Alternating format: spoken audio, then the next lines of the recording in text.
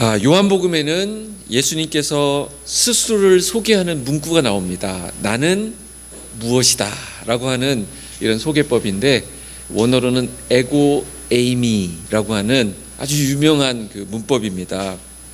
그런 식으로 예수님을 소개하는 내용이 요한복음에 7가지가 등장합니다.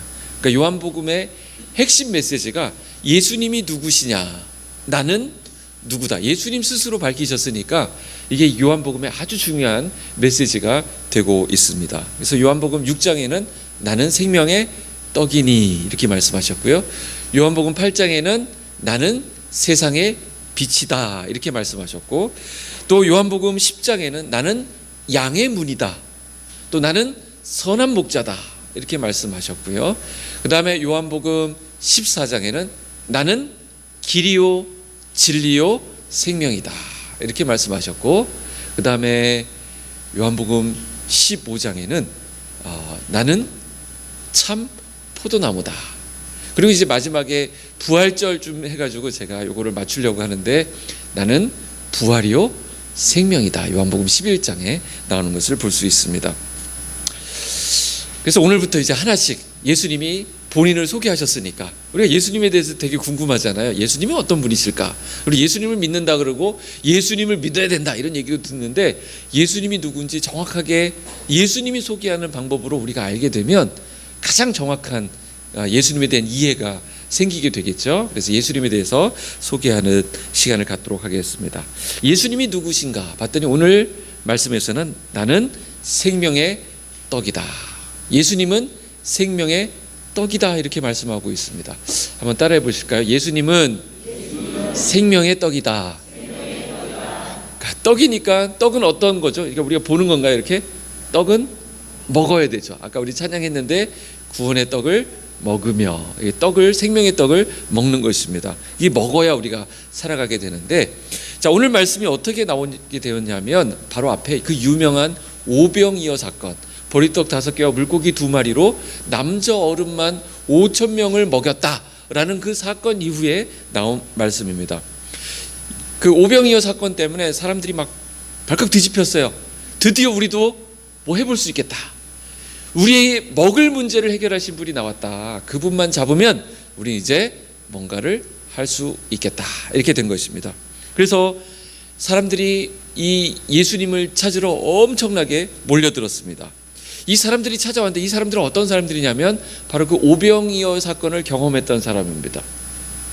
이 사람들 상당수가 그 오병이어의 사건의 현장에 있었던 사람들인 것으로 추정됩니다. 왜냐하면 나중에 예수님께서 이 사람들이 오신 것을 보고 너희들이 어떻게 해서 온 것이다, 그들의 의도를 알고 계셨다 이렇게 보이거든요. 26절에 보시면 나를 찾은 것은 떡을 먹고 너희가 배불렀기 때문이다 이렇게 말씀하시잖아요.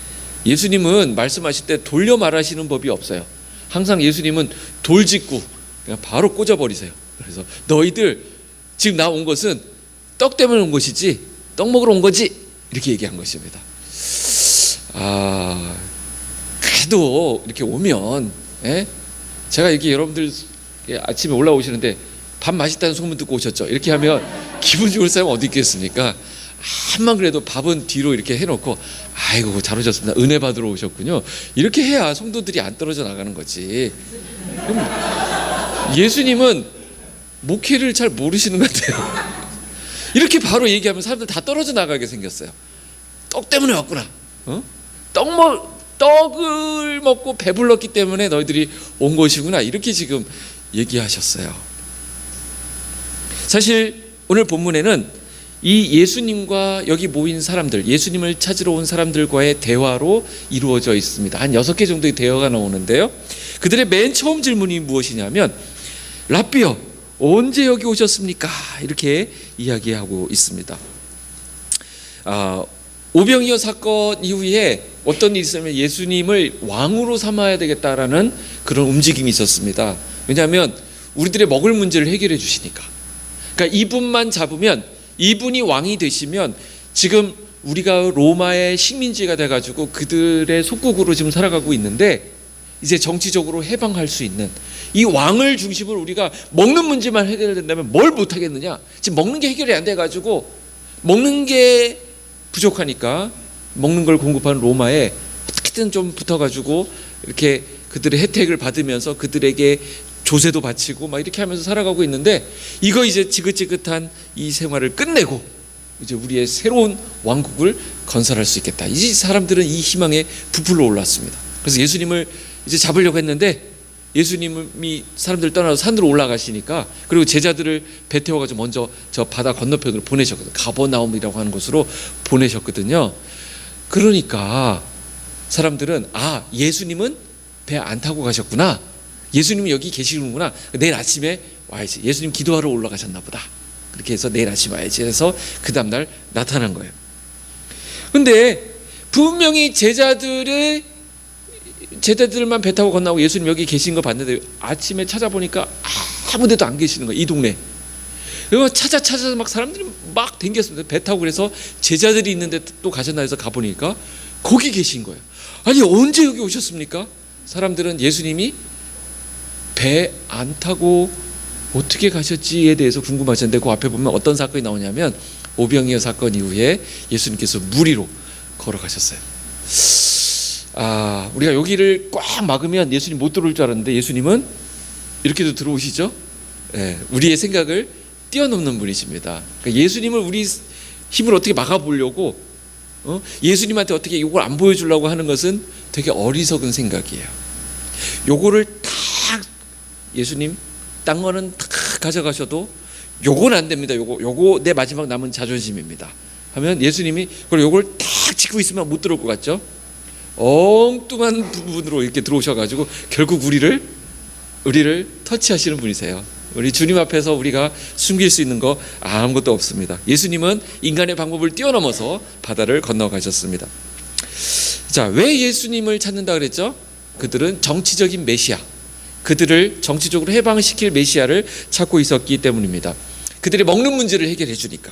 그러다가 오병이어 사건을 만나니까 이들은 기대와 흥분으로 막 지금 난리가 났습니다.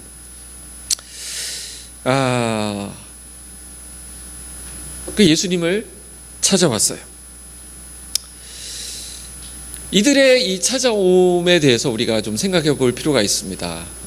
우리가 교회를 나오시는 분들의 여러 가지 성향을 보면, 물론 내가 믿음을 가지고 주님을 예배하고 주님 앞에 내 믿음을 드리고 이렇게 하는 부분들이 어느 정도 단계에 올라오신 분들도 있지만, 어떤 분들은 그게 아직 그 수준에 못 이르신 분들이 있습니다. 그냥 주일날 예배는 빠지지 않고 꼬박꼬박 나오세요.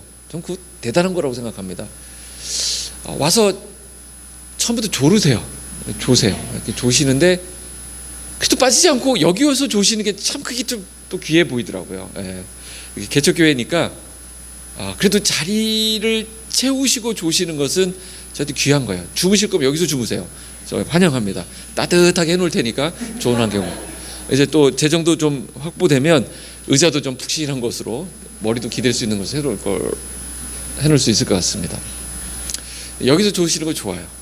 어떤 분은 저 주차장에서 못 올라오시는 분들도 많거든요. 주차장에서 애들하고 아내하고는 이제 올려보내고, 본인은 주차장에서 계속 이렇게 있다가 가셔요. 그분도 이제 그 단계가 있습니다. 그러다가 여기까지 올라오시는 건 대단한 거죠. 그리고 여기서 조신다. 엄청난 믿음이에요. 그 사이를 뚫고 이제 말씀이 들어가기 시작할 거거든요. 그거 대단한 겁니다. 근데 거기서 이제는 한 단계 더 올라가야 되겠죠. 올라가야 됩니다. 오늘 주님께서 이들이 예수님을 찾아오고 예수님을 수소문하고 예수님 앞으로 모여드는 것을 보시면서도, 예수님께서 이들에게 아주 예리한 질문을 던지셔서 너희들은 다른 의도를 가지고 온 것이다 라고 얘기하신 것은, 이들의 신앙의 단계를 더 올리기 위한 예수님의 의도가 있다는 것을 알 수 있습니다. 사실 우리의 신앙이라고 하는 것은 초점을 누구에게 맞추는 것이냐, 초점을 예수님께 맞추는 것이 참된 신앙의 모습입니다. 불신앙이 무엇이냐 봤을 때는, 신앙의 그 모든 인생의 초점이 하나님께 맞춰져 있는 것이 아니라 누구에게 맞춰져 있는 것일까요? 나에게 맞춰져 있는 거예요. 내가 주인이 되는 거예요. 내가 원하는 삶을 사는 거예요. 그게 불신앙입니다. 교회에 오고 안 오고를 떠나가지고 일단은 무관심한 사람들 있죠. 신앙에 대해서 무관심한 사람도 물론 불신앙이지만 이 안에 와서 관심을 가지고 있다 하더라도 잘못된 관심을 가지고 있는 사람들, 예수님께 초점을 맞추지 않고 다른 데 관심을 맞추고 있는 것도 또 다른 의미에서 불신앙의 형태다라는 것입니다. 그래서 우리의 참된 신앙이라고 하는 것은 예수님에게 우리의 초점을 맞추고 그 예수님이 원하시는 삶, 예수님이 나에게 어떤 마음을 가지고 계시고 어떤 뜻을 가지고 계신가를 생각하고 그것을 따라가는 삶이 바로 참된 신앙의 모습입니다. 오늘 예수님은 오늘 우리에게 이 말씀을 통해서 그것을 일깨워주고 있는 거예요.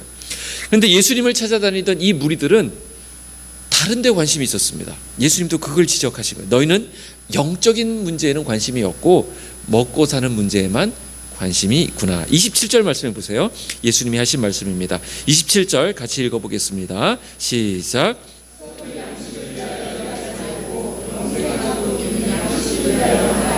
이 양식은 인자가 너희에게 주리니 인자는 아버지 하나님께서 인치신 자니라. 자, 먹고 사는 문제. 자, 이 문제에 우리가 집착하는 것은 예나 지금이야. 예수님 당시나 지금이나 마찬가지인 것 같아요. 먹고 사는 문제가 우리의 최대 관심사예요. 그죠? 뭘 먹을까? 뭘 입을까? 장롱 속에 옷이 그렇게 많은데도 입을 게 없대요. 또 나가 또 사. 사서 보면 비슷한 옷이 안에 있거든요. 또 사. 또 나가 또 삽니다. 네. 뭘 입을까? 우리의 최대 관심사죠. 그 다음에는 뭘 바를까? 발라요. 자꾸 발라요. 뭘 탈까? 차 타는 문제도 관심사죠. 늘 우리의 관심이 사실 그런 쪽에 가 있습니다. 또 여기서 좀 더 나가면 사람들이 나를 어떻게 볼까? 우리 가정을, 우리 부부를, 우리 애를 어떻게 볼까? 그러니까 남들 보기에 괜찮은 사람으로 보이기 위해서 우리는 부단히 애를 씁니다. 누구와 친분을 맺을까? 누구와 사귀어두면 나에게 도움이 될까? 이게 계속 우리의 관심사죠. 그래서 죽기 전에 매덕을 만들어야 될까? 이런 게 열풍을 일으키고 있습니다. 노후를 어떻게 예방해야 될까? 재테크를 어떻게 해야 될 것인가? 우리의 관심은 늘 그런 쪽에 가 있어요. 근데 주님은 그런 것에 관심을 두지 말라 이렇게 얘기합니다. 그런 걸 가르쳐서 한 번에 우리 주님이 뭐라고 말씀하셨냐면 이것은 썩을 양식이다. 다시 말해서 썩을 양식이라는 말은 나중에 죽을 때 가져가지 못할 양식이다라는 거예요. 양식은 두 종류가 있습니다. 우리가 죽을 때 가져갈 수 있는 양식이 있어요. 못 가져가는 양식이 있습니다. 우리가 이 세상에서 무엇을 먹을까 무엇을 입을까 염려하는 모든 염려에 해당하는 양식은 썩을 양식, 나중에 주님 앞에 가져갈 수 없는 양식일 가능성이 큽니다. 거기에 관심을 갖지 말라. 나중에 다 썩어 없어질 것이다 이렇게 말씀합니다.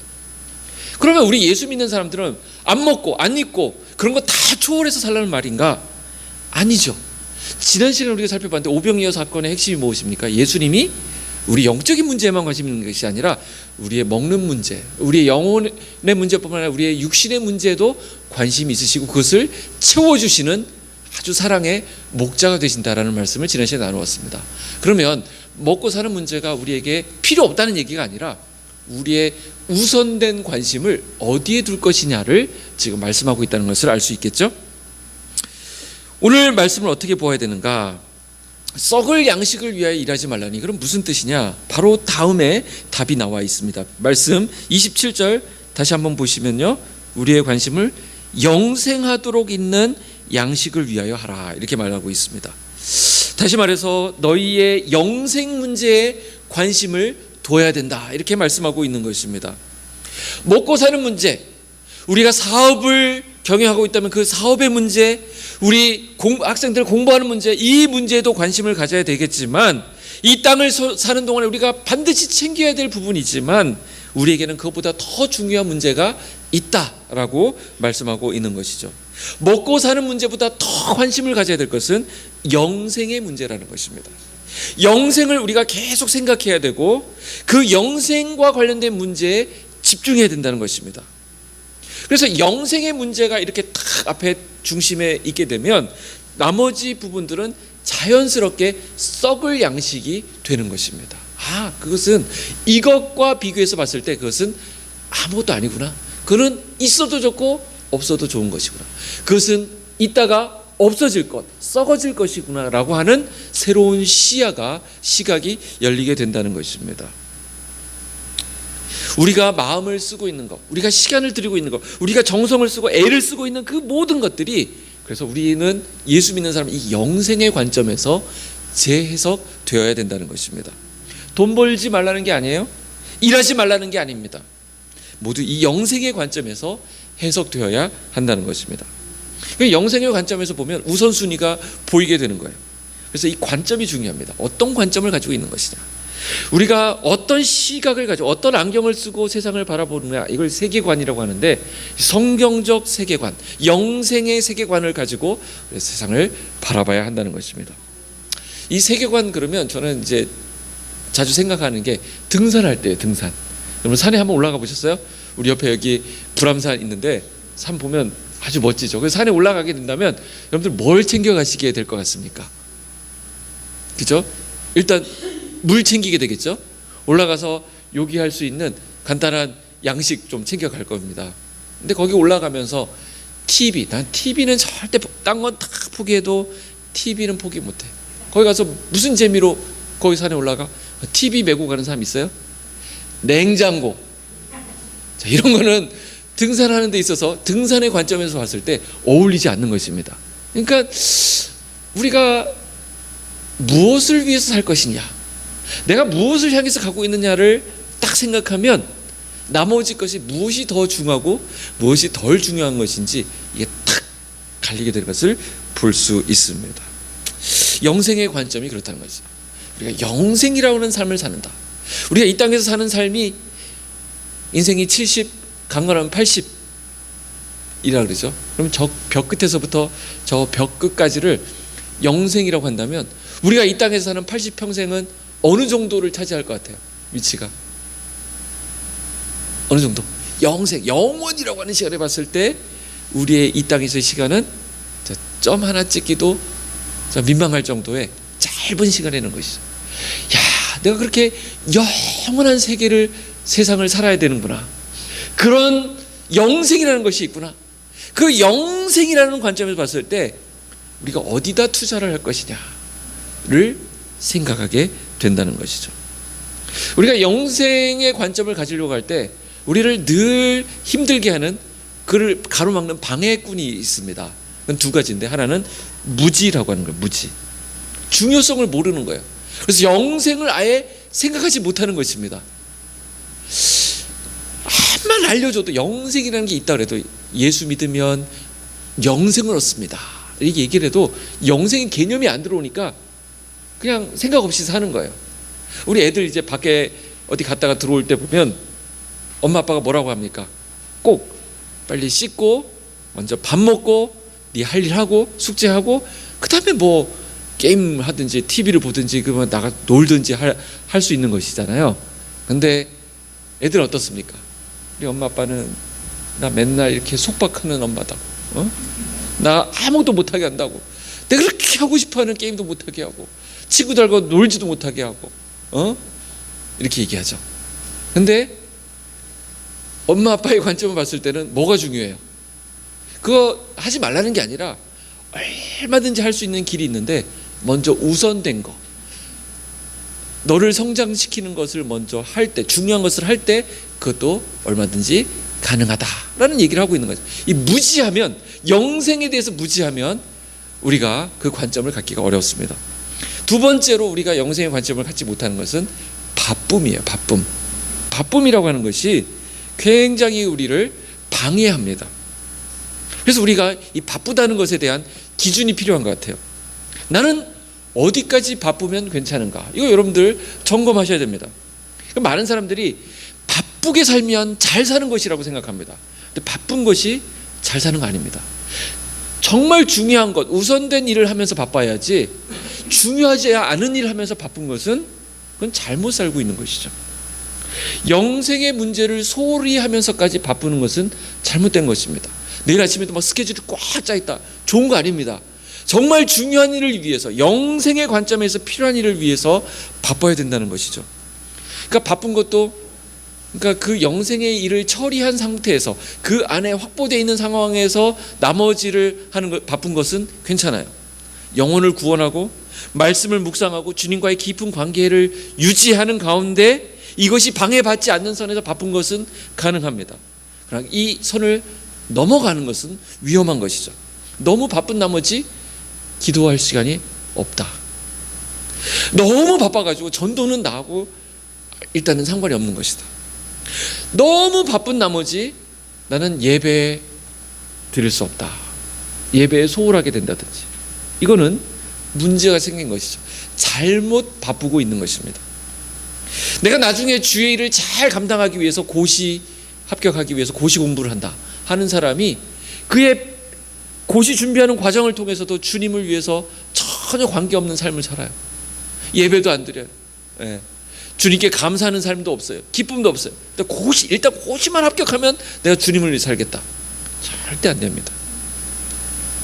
경건 생활 놓치고 예배 자리 놓치고 기도 생활 확보하지 못한 채 하는 그 고시는 합격한다 하더라도 주님을 위해서 살지 못할 가능성이 큽니다. 우리 학생들 주로 그런 얘기 많이 하죠. 일단 대학 붙고 나면 하나님 한번 저를 못 믿습니까? 하나님이 그러시죠. 내가 아담 때부터 속았다. 거기에 넘어가실 분이 아니에요.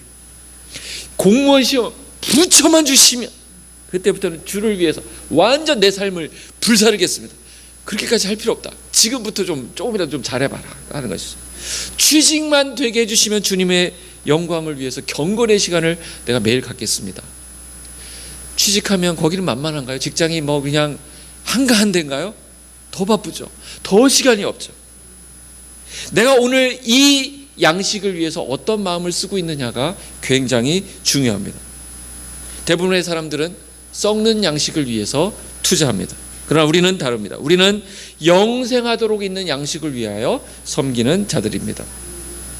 내가 살아가고 있는 것, 내가 애쓰고 있는 이것이 영생의 관점에서 이게 부합된 일인가, 주님이 기뻐하시는 일인가, 이것을 늘 점검해야 됩니다. 35절 말씀 보도록 하겠습니다. 예수께서 이르시되 나는 생명의 떡이니 내게 오는 자는 결코 줄이지 아니할 터이요 나를 믿는 자는 영원히 목마르지 아니하리라 말씀하셨습니다. 지금 떡 이야기하는데 무슨 말씀하시냐면 맨 끝에 보면 영원히 목마르지 아니하리라. 자, 떡 먹고 목마르지 않는다, 이거는 좀 앞뒤가 안 맞죠. 그러니까 이 떡은 우리가 일상적으로 생각하는 이 먹는 떡이 아니라 이것은 다른 차원의 떡이라는 것을 알 수 있죠. 그러니까 이것은 이 떡을 먹으면 줄이지 않고 목마르지 않는다. 이것은 주님을 가리키는 것입니다. 내게 오면 된다. 내게 오면 줄이지도 않고 목마르지도 않는다. 예수님 안에 생명이 있는 것이기 때문에 그렇습니다. 그래서 예수님이 나는 생명의 떡이다 이렇게 말씀하셨습니다. 예수님 안에 사는 것, 예수님 안에서 우리는 참된 만족이 있습니다. 우리가 예수님을 영접하면 우리가 천국의 영생과 연결되는 거예요. 예수님 안에 들어가는 순간 아까 얘기했던 그 영생의 개념이 우리 안에 샥 들어오게 되는 거예요. 그 우리가 이제 거기에 클릭이 딱 링크가 돼가지고 우리는 이제 영생과 연결된 삶을 살아가게 되는 것입니다. 더 이상 목마르지 않는 것이죠. 이제 계속 공급되는 그 영생에 우리가 줄을 댔기 때문에 이제 거기서부터 이제 공급이 있게 되는 것입니다. 더 이상 허무하거나 지루하거나 하지 않아요. 우리 인생에 있어서 제일 큰 문제가 뭐냐면 허무함이에요. 허무함. 왜 자살합니까? 허무하기 때문에 그런 거예요. 자기를 잃을 만큼 잃었거든요. 돈도 있어요. 어느 정도 사회적 지위도 있습니다. 근데 허무한 거예요. 더 이상 이룰 게 없어요. 허무합니다. 그리고 억울해요. 억울함이 자꾸 생겨요. 그러나 주님 안에서는 그런 게 없습니다. 주님 안에서는 영원히 줄이지도 않고 목마르지도 않다. 계속 끊임없이 담이 없이 공급되는 그 주님의 그 생명, 그 영생, 그것을 우리에게 주시겠다 말씀합니다.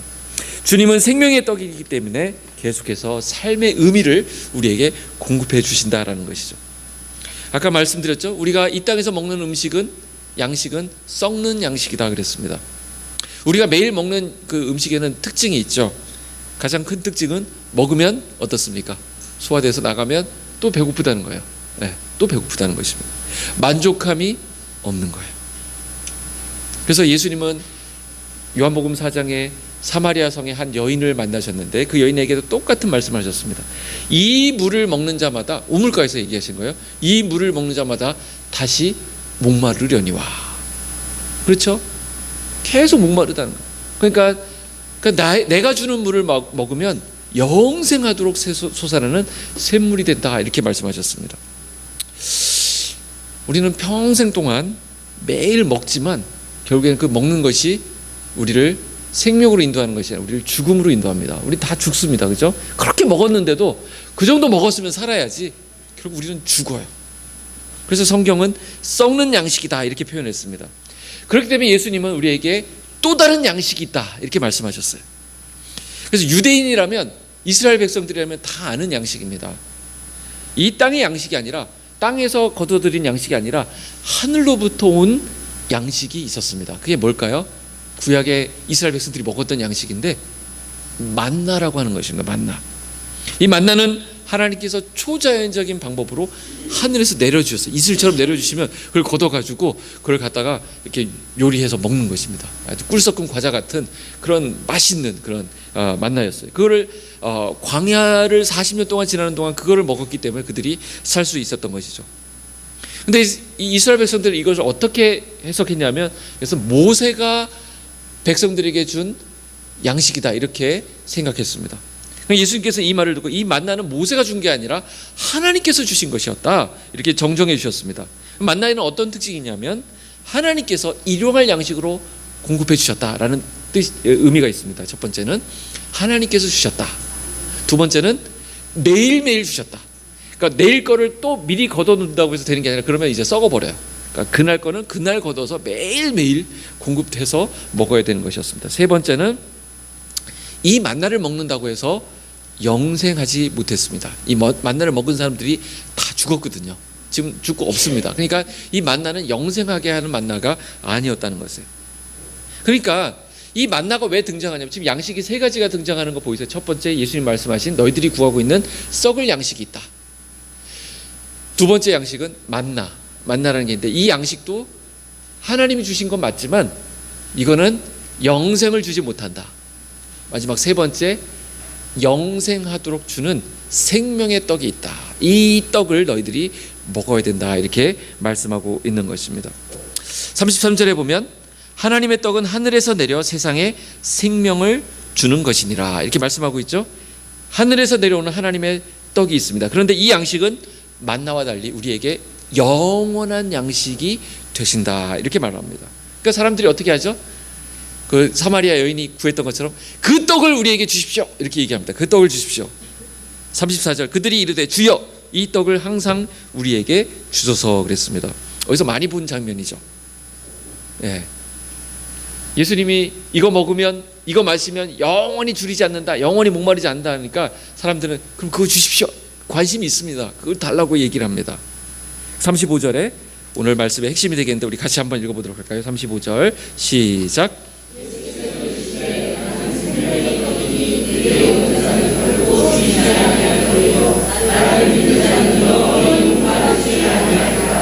썩는 양식이나 만나나 그런 것이 아닌 영생하게 하는 진짜 양식이 바로 나다다.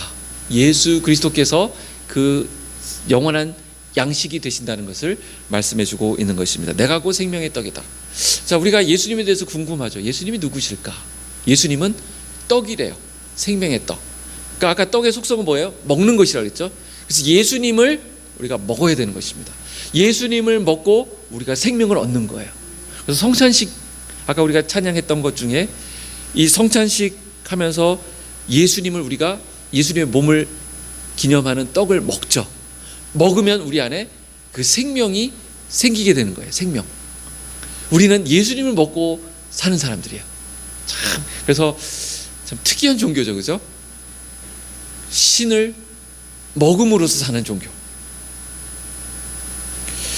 이 놀라운 사실은 누구든지 그분을 믿으면 배고프거나 목마르거나 허무하지 않게 된다는 거예요. 왜냐하면 그 안에 계속 생명이 공급되기 때문에. 그 예수님을 우리가 먹는 것입니다. 그래서 그분을 먹으면 우리는 생명이 들어올 뿐 아니라 우리 인생에 빛이 쫙 비치게 됩니다.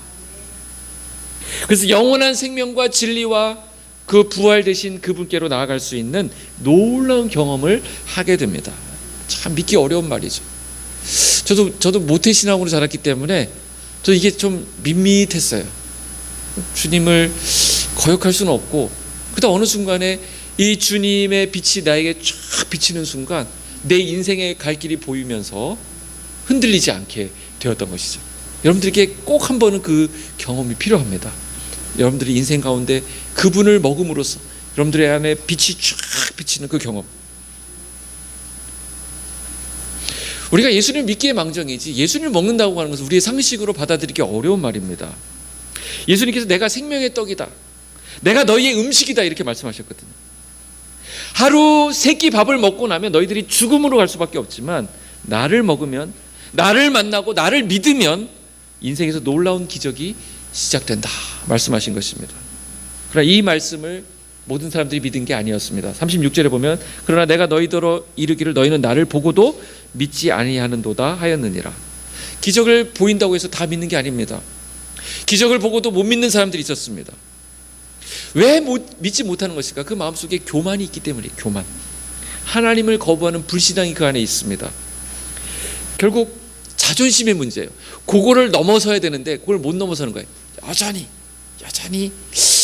아직은 내 힘으로 해보겠습니다라는 거예요. 애들 이제 높은데 어떻게 올라가는지 모르겠어요. 어느 날 보면 막 소리 나서 가보면 높은데 올라가가지고 야 너 거기 어떻게 올라갔어? 그래서 야 뛰어내려, 아빠 여기 잡아줄게.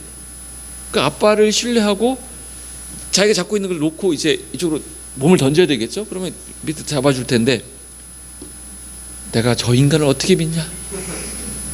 내가 여기서 근력을 키우고 내가 여기서 내 운동을 해가지고 내가 알아서 내가 좀 뛰어내려야 되겠다. 2살, 3살짜리가 그러고 있으면 그거 되겠습니까?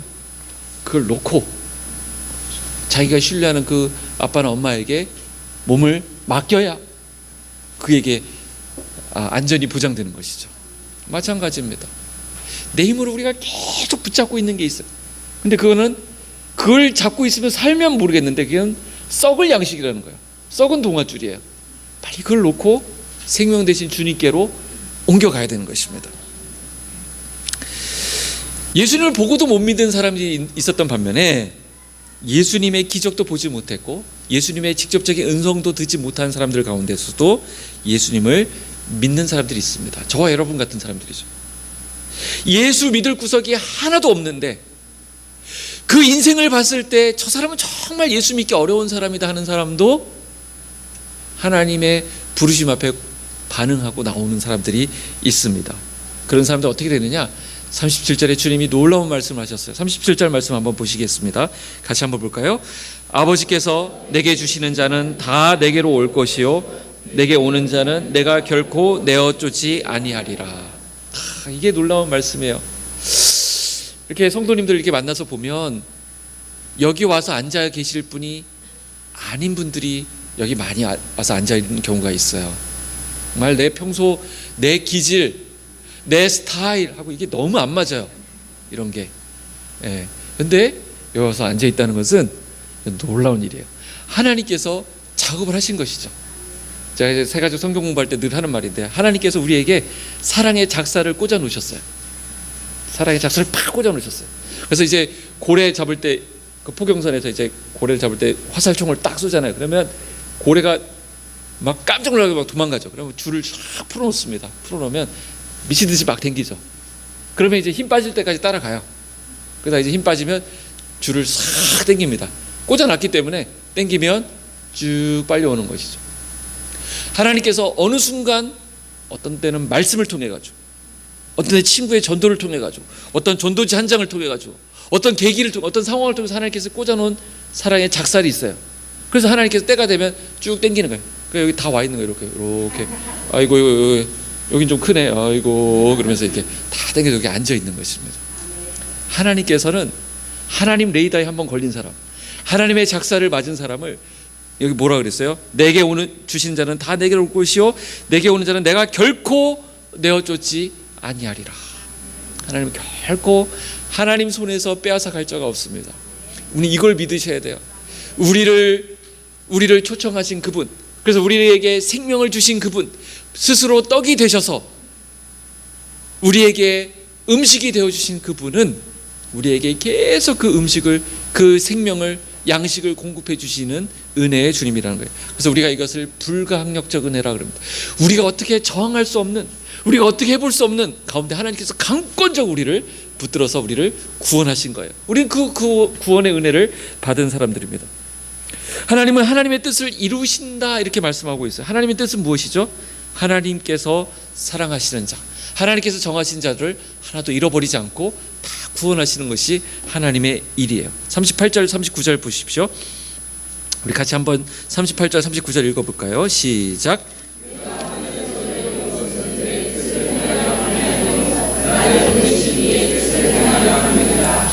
나를 보내신 이의 뜻은 진짜 중에 내가 하나도 잃어버리지 아니하고 마지막 날에 다시 살리는 이것이니라.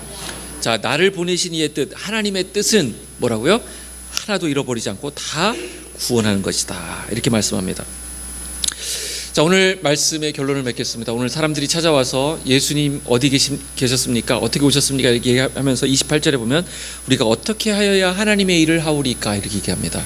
사람들의 관심은 하나님의 일에 관심을 두고 있습니다. 그랬더니 29절에 예수님께서 뭐라고 말씀하시냐면 하나님께서 보내신 일을 어떻게 하는 것이?